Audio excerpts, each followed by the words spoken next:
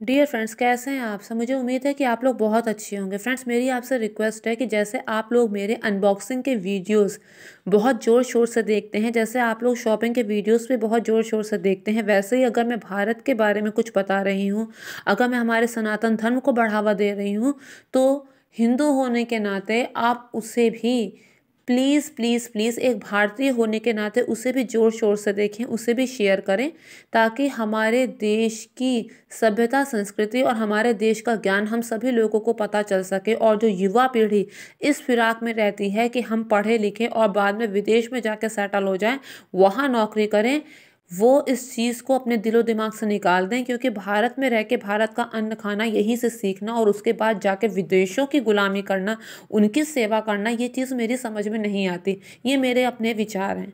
तो फ्रेंड्स, मैंने जैसा टाइटल में लिखा है मैं उस चीज़ को आगे बढ़ाती हूँ।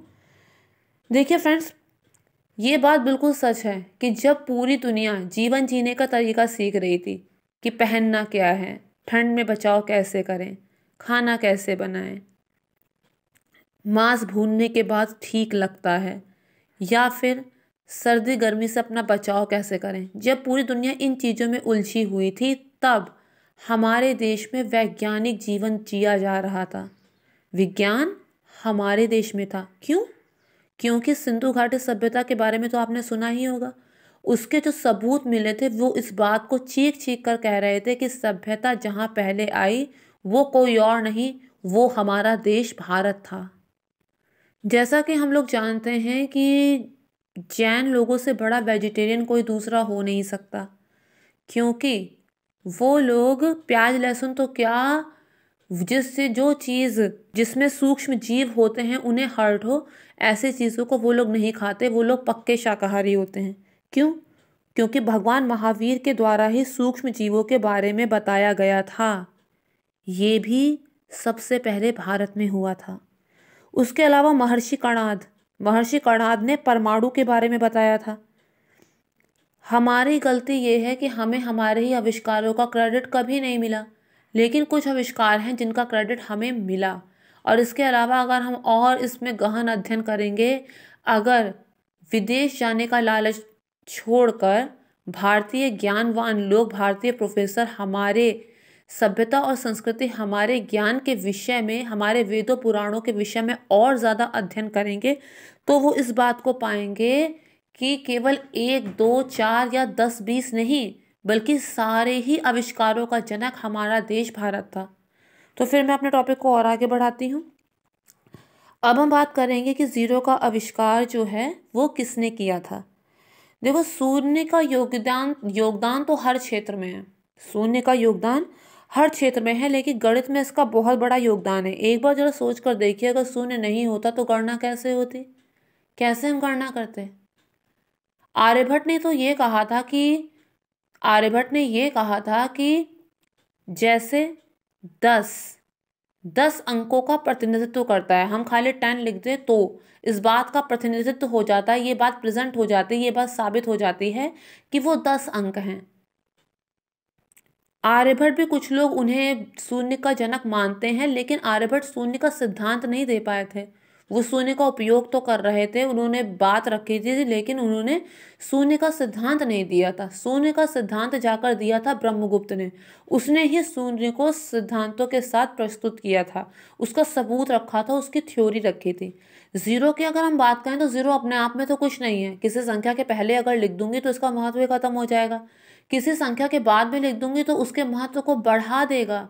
जीरो एक एडिटिव आइडेंटिटी भी है, जीरो एक इंटीजर भी है। जीरो को किसी से मल्टीप्लाई करूंगी, परिणाम जीरो होगा। जीरो को किसी में डिवाइड करूंगी, रिजल्ट इनफाइनाइट होगा। छोटी छोटी बातें हैं जो सारे ही मैथमेटिशियन, सारे ही गणित पढ़ने वाले जानते होंगे।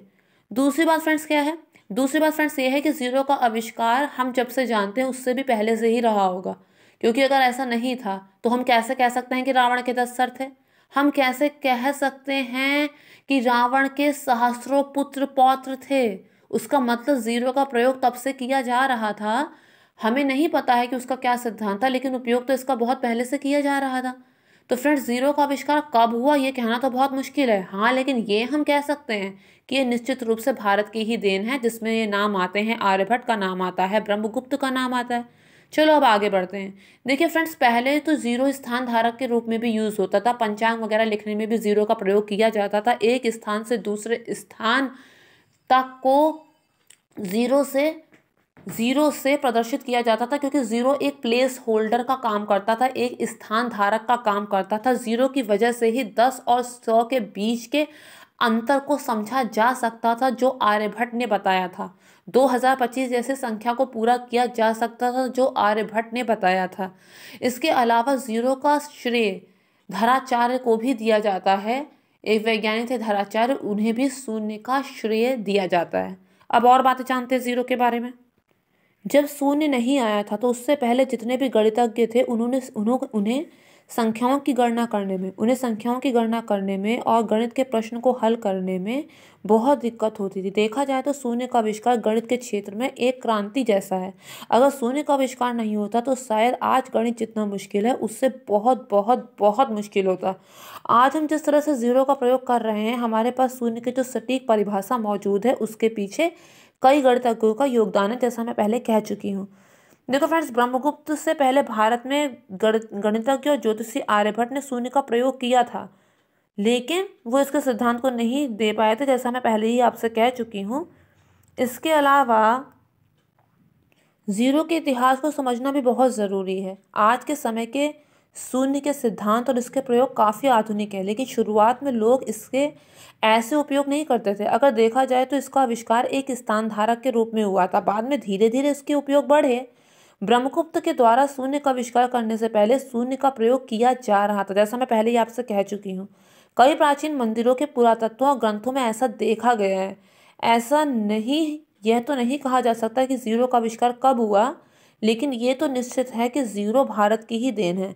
आज से कुछ साल पहले एक देश से दूसरे देश में जाना ही मुश्किल होता था, तो हम सदियों पहले की बात कर रहे हैं। तब संचार के साधन ही नहीं थे। यानी दुनिया के एक कोने में कोई व्यक्ति रह रहा है तो दुनिया के दूसरे कोने वाले व्यक्ति को पता ही नहीं कि वहाँ कौन रह रहा है।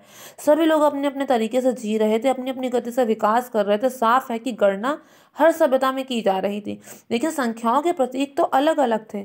शुरुआत में शून्य मात्र एक प्लेस होल्डर था, लेकिन बाद में वे गणित का एक अहम हिस्सा बन गया।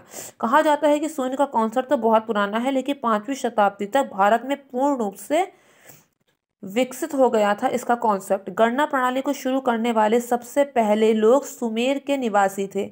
बेबीलोन की सभ्यता ने उनसे गणना प्रणाली को स्वीकार किया, जब यह गणना प्रणाली प्रतीकों पर आधारित थी। इसका आविष्कार 4 से 5,000 वर्ष पहले हुआ। बेबीलोन की सभ्यता ने कुछ प्रतीकों का इस्तेमाल स्थान धारक के रूप में किया। यह स्थान धारक 10 और 100 के बीच के अंतर को बनाता था और 2025 जैसे संख्याओं को पूरा करता था। बेबीलोन की सभ्यता के बाद मायानों ने जीरो को प्लेस होल्डर के रूप में विद्वानों ने जीरो को प्लेस होल्डर के रूप में इस्तेमाल करना शुरू किया। उन्होंने पंचांग प्रणाली के निर्माण में इसका उपयोग शुरू किया, लेकिन उन्होंने कभी भी गणना में जीरो का इस्तेमाल नहीं किया। इसके बाद भारत का नाम आता है, जहां से जीरो अपने आज के रूप में आया। काफ़ी सारे लोग इस बात को मानते हैं कि जीरो बेबीलोन की सभ्यता से भारत में आया, लेकिन अधिकतर लोगों ने इस बात को स्वीकारा है कि जीरो पूर्ण रूप से भारत में ही डेवलप हुआ है और यहीं से वो दूसरी जगह पे फैला है। जीरो को भारत में शून्य कहा जाता है। शून्य एक संस्कृत शब्द है। जीरो का कॉन्सेप्ट और इसकी परिभाषा सबसे पहले 628 ईस्वी में भारतीय गणितज्ञ ब्रह्मगुप्त ने दी। इसके बाद ये भारत में विकसित होता रहा। बाद में 8वीं शताब्दी में शून्य अरबों की सभ्यता में पहुंचा और वहां से इसे आज का रूप जीरो मिला। अंत में आकर 12वीं शताब्दी के करीब ये यूरोप में पहुंचा। यूरोपीय गणना में सुधार हुआ, यानी कि कुल मिलाकर देखा जाए तो हमारे देश का ही जीरो के आविष्कार में सबसे बड़ा योगदान है। तो फ्रेंड्स, इस वीडियो से ये बात क्लियर हो गई कि जीरो का आविष्कार किसने किया था। जीरो का आविष्कार कब हुआ, इस विषय में हम सटीकता से नहीं कह सकते। इसके अलावा जीरो कैसे डेवलप हुआ था, इस बारे में हमने इस वीडियो में समझा। तो फ्रेंड्स, आपके जो भी डाउट्स है प्लीज़ मुझे कमेंट बॉक्स में लिखकर बताइए। मैं पूरी कोशिश करूंगी कि मैं आपके सभी प्रश्नों का उत्तर दे सकूं। आप किसी पर्टिकुलर टॉपिक पर वीडियो चाहते हैं और आप चाहते हैं कि मैं उस वीडियो पे चर्चा करूं या फिर उस वीडियो को बनाऊं, तो मुझे कमेंट बॉक्स में लिखकर बताइए। अगर मेरे लिए पॉसिबल होगा तो मैं वो ज़रूर करूँगी। Thank you friends, thank you so much.